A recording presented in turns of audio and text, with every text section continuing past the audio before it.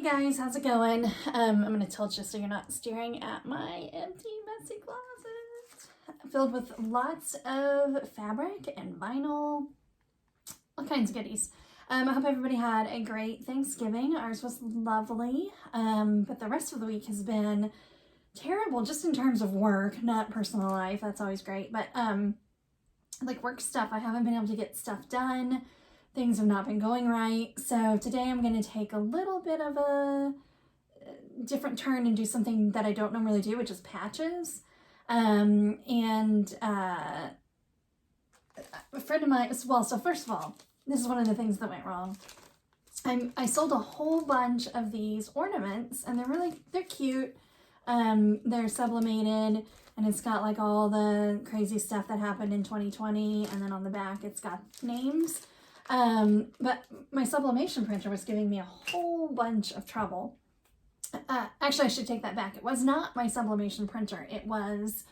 I do all of my printing from Silhouette. Silhouette Studio. And if you use it, you know, there's a couple different places or ways you can print. And for whatever reason, the place I normally print from was giving me terrible results, and it didn't occur to me till much later in the day, like, oh, like I was printing from the design screen, which should work and should work just fine, but it wasn't. But if I went to the send screen and printed, it worked. So, and I still can't do print and cut with my machine, which is making me crazy. I haven't worked that out yet. But anyway, so that got me behind. Had a couple things with embroidery that went wrong. Like I've got an order to fill and I had one size 8 shirt left and I messed it up. It was totally my fault.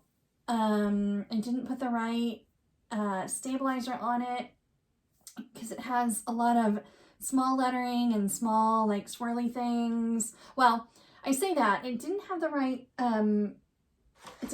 stabilizer, but also I did find my tension was a little bit off on my bobbin.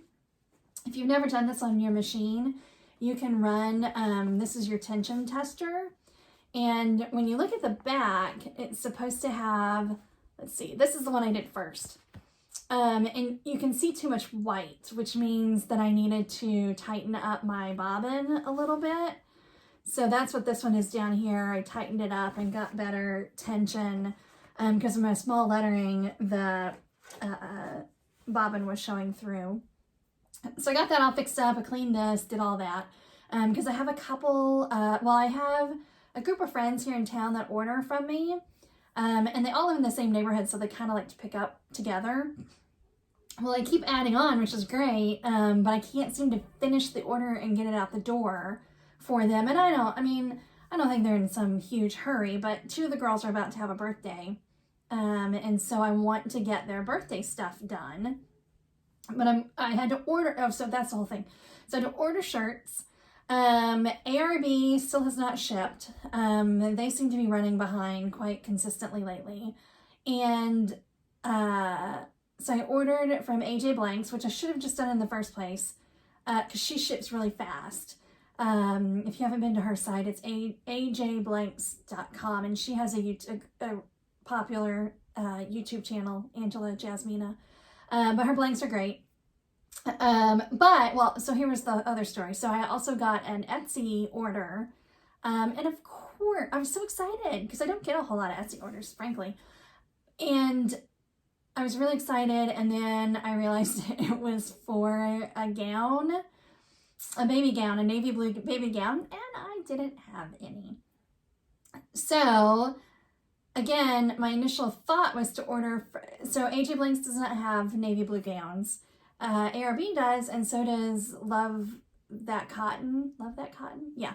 But I ordered from ARB, and then I was like, oh, Love That Cotton is actually only like 3 hours from here, so it's probably going to get here faster. So that has shipped, and I am crossing my fingers that it gets here because that Etsy order is supposed to ship tomorrow. So if it gets here tomorrow, then I can make that deadline. I'll just have to whip it up real quick. It'll be easy. It's just some applique name on a gown, and I bought more than one, so if I mess up, there's another one. But the size 8 shirts, I don't know when those are going to get here. Probably not till Monday, and I really wanted to wrap up their order today. But anyway, all that to say, it was not a great week, and I just want to kind of do something fun and easy, so I'm going to make a patch. One of the orders that I have, and this is a friend of mine, I probably wouldn't sell this to like a customer that I don't know because it's kind of a pain. I'm doing it more as a favor. So she, her daughter is going to have a Trolls birthday. And so she wanted, I don't know why it needs to be on a leotard, but she wanted it on a leotard. So she sent me, she just Amazon Prime and sent it to my house. Again, she's a friend. So this leotard, and then she wants poppy on it with maybe like a flower, like a poppy flower. But not part of the original plan, this little skirt came with it. So when she saw the skirt, she said, oh, can you maybe put like a rainbow on that? Well, and she knew that maybe I couldn't embroider it because, I mean, it's just that sheer, not quite tulle, but, what is this called? Just sheer fabric. So not really, I mean, maybe I could try to embroider on this, but I'm not going to do that. I'm going to make a patch. And then I'm going to sew the patch on just so that there's no drama. I've had too much drama. So that's the fun thing about patches. You can do them and it's kind of like, it doesn't really matter if it messes up because you haven't wasted a blank. It's just fabric. So what I'm going to do, I have this cute, let's see, can you guys see this? I have this cute little rainbow and I just bought that off of Etsy. And I'm going to put it on I'm going to make a patch out of it. So the way I make patches is I use this stuff. It is called, let me see if I can find I have the packaging. It's Ultra Solvy, I think. Well, I cannot find the box, but I have the box. This kind of stuff you want, oh, here it is. You want to keep the container because it can dry out. So it's water soluble, so what that means is when I'm done, if I dip this in water, all of this is going to disappear. It's it's messy and it's not, kind of leaves a weird residue, but for a patch, I think it's fine because you can just let it dry forever and then iron it. But so we're going to cut a piece of this and, use it on this would actually be a good one to use like just your normal hoops that came with your machine. Oh, I have exciting news. I am getting in my despair over ruining that size 8 shirt, I bought a Mighty Hoop. I've been really wanting one, and I sold enough of those ornaments to buy one. So it arrives tomorrow. So I will do a video unboxing that and trying it out for the first time. So subscribe if you haven't. I think I have 4 subscribers. That's exciting. Only one of them is my best friend. So I'm going to have that tomorrow and I'm really excited. But anyway, so all that to say, so this would be a good thing to do on your just normal hoops, but everything's set up for my vast frames, so I'm just going to do it on my vast frames. So let's go over to the machine and take a look at that. Guys, that before I show you on the machine what we're going to do, I should show you how I kind of altered this particular design to be better for a patch. So ideally, like if it was just this cloud, that would be really easy to make a patch out of because we would have the placement stitch, then the tack down stitch, and we could cut around the fabric. And then this satin part becomes the edge of your patch. But you can see, the top part of the rainbow and the bottom part of the rainbow, that's just a satin stitch. It's not an applique. So if you have digitizing software, it's probably super easy to do that. I do not. I just have Embroidery. So I kind of have a little cheat to that. It's kind of my cheater version of, what do you call it? Digitizing. So what you can do is you go up here to your stitch out, what's that called? Stitch simulator. Yeah. So you go up here, and if you drag this, if you toggle this, it shows you how it all stitches out. So what I do is I'm going to use this as my placement stitch. And so the way that you can do that is, I'm going to back it up just a hair. So I'm going to go right there. And then you come up here and you click stop. And it's going to ask you what you want to change the color to. Doesn't matter, pick whatever color you want. So I'm going to pick something totally different. So gray. Okay, so see how it made that gray? Well, we've added another step. We've added this step now. So what I want to do is, but I still want that step. I mean, I still want it to do that before it does the satin stitch. But I want it to do it an extra time so that I can stop the machine, cut around the fabric, and then run the satin stitch. So all you got to do is go up here and go to copy and paste. And now it's got 2 of those. So if you look over here, it actually does it on top. You don't want it on top. You want it first.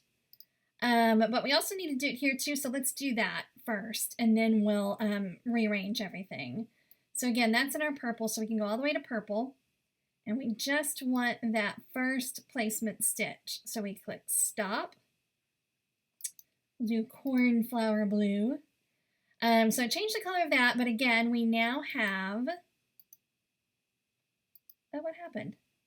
Hang on. Where did it go? Oh, here it is. There's the purple. Okay, so there's our placement stitch. So again, we want another one of those. So we can copy and paste. So now, and again, it's on top. That one you just pasted is on top. You want those to be first. So you can go over here. Oops. Kind of collapse everything down. So we want, if you look over here to the right, we want step 2 and 3 to be steps 1 and 2. So you can either drag and drop, or I think, oops, hang on.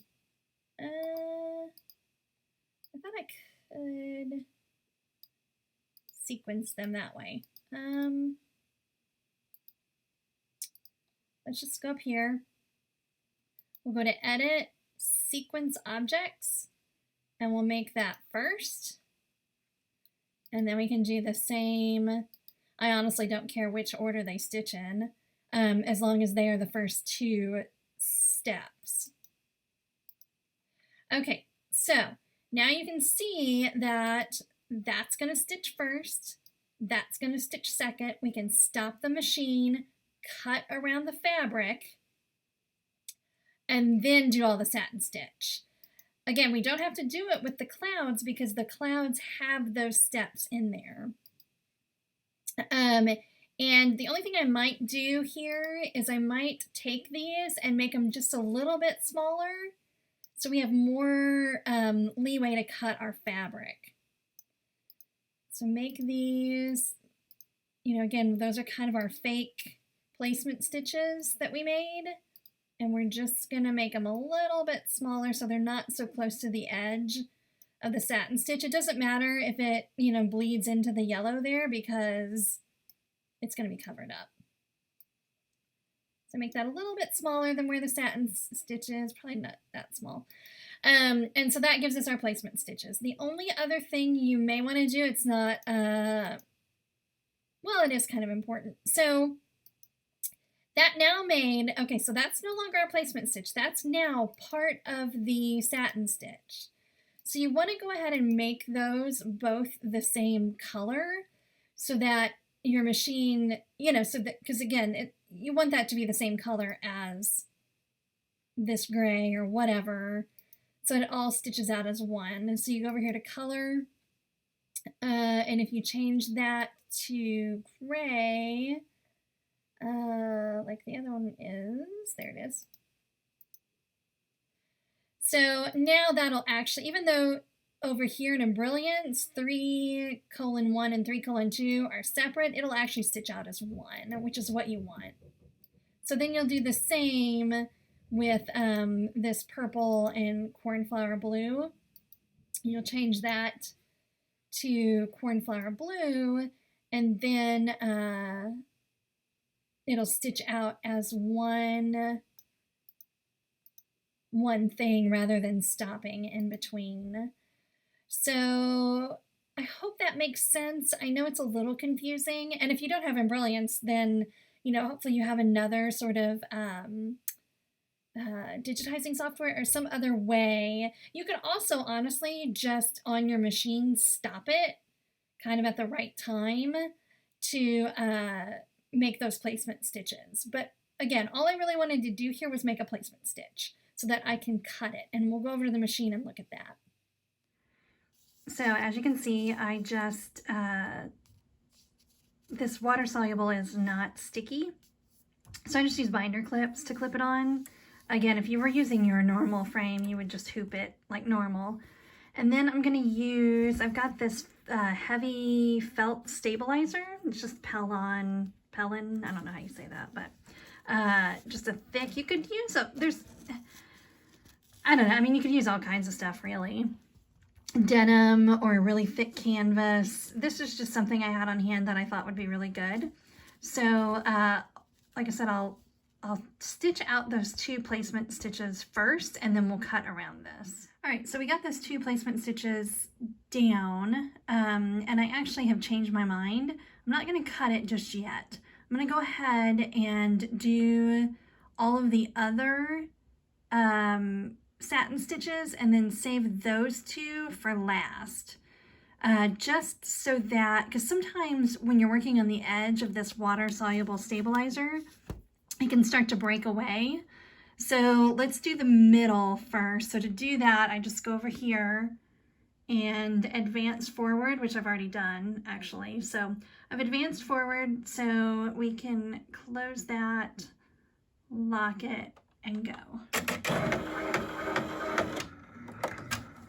Okay, so as you can see, I skipped around and I did all the satin stitching in the middle first, and now we'll go back and do the top, the bottom, and around the, well, so let me back up.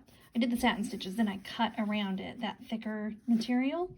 And so we'll do these 2 satin stitches and the ones around the cloud, and then we'll be done. All right, so it's all stitched out, and you can see it's already starting to pull away from the stabilizer. That's why I saved this outer for last, but you literally just pop it off of there,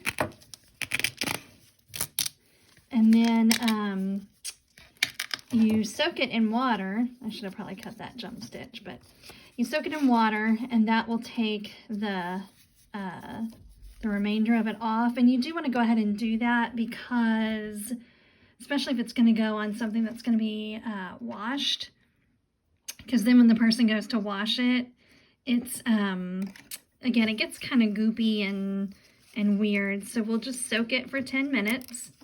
How cute is that? This is not somebody I've ever bought from before, but it was really well digitized. So you can see we got a couple spots right here that I should be able to cut away, and then we got to cut our jump stitches. But I think really for kind of faking it a little bit, it's super cute. So I'll cut all those stitches. I'll soak it in water and get rid of that backing. Now, after you do that, you can do a couple things. You can back it with Heat and Bond Ultra, which then makes it kind of like an iron-on patch. But for what we're doing, I'm just gonna actually leave it just like this and sew it onto that little skirt, and it's gonna be really cute. So overall, I'm happy with that. It's not perfect, but here, let's see, where is that skirt? So here's the skirt. You know, not perfect, but I think it's gonna be really cute on this skirt to go with a little Trolls outfit. All right, guys, like I said, check out tomorrow when I open up my Mighty Hoop. Otherwise, I'll talk to you later. Bye.